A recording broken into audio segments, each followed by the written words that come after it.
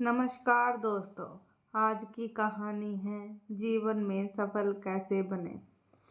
गर्मी की छुट्टियों में दादाजी के पास घूमने आया बालक उछलते कूदते दादाजी के पास पहुंचा और बड़े गर्व से बोला कि दादाजी, जब मैं बड़ा हो जाऊंगा तब मैं एक सफल आदमी बनूंगा। क्या आप सफल होने के कुछ उपाय बता सकते हैं? दादाजी हाँ में सर हिला दिया और बिना कुछ कहे लड़के का हाथ पकड़ा और उसे करीब की पौधशाला ले गया।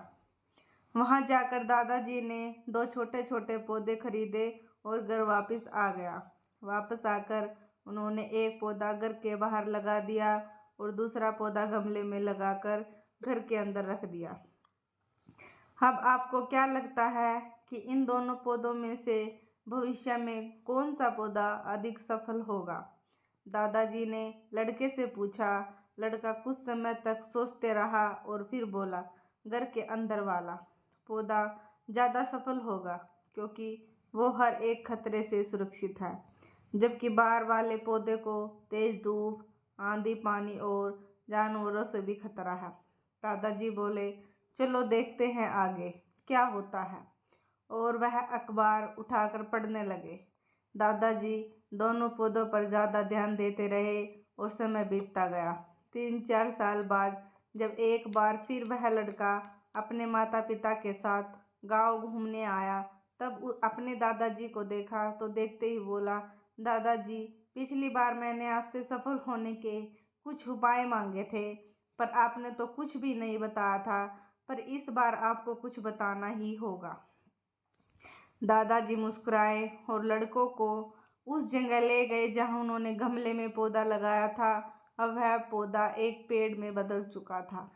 लड़का बोला, देखा दादाजी, मैंने कहा था ना कि ये वाला पौधा ज़्यादा सफल होगा। दादाजी ने बोला कि अरे, पहले बार वाले पौधे का हाल तो देख लो। और ये कहते हुए दादाजी लड़के को बाहर ले गया। बाहर एक विशाल पेड़ गर्व से खड़ा था। उसकी शाखाएं दूर तक फैली हुई थी। उसकी छांव में खड़े राहगीर आराम से बातें कर रहे थे।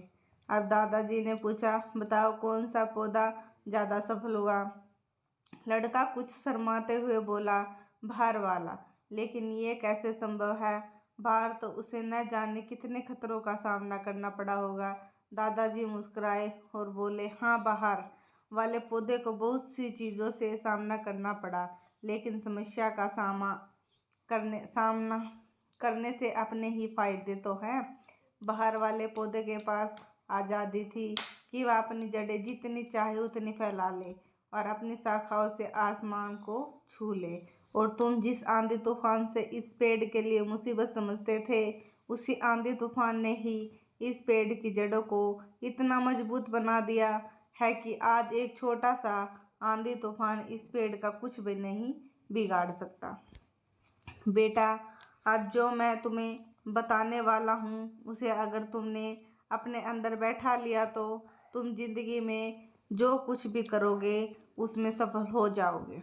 उन्होंने बोला कि अगर तुमने जीवन भर सिर्फ अच्छी विकल्पों को ही चुनता रहोगे, तुम भी कभी उतने सफल नहीं हो पाओगे जितनी तुम्हारी क्षमता है।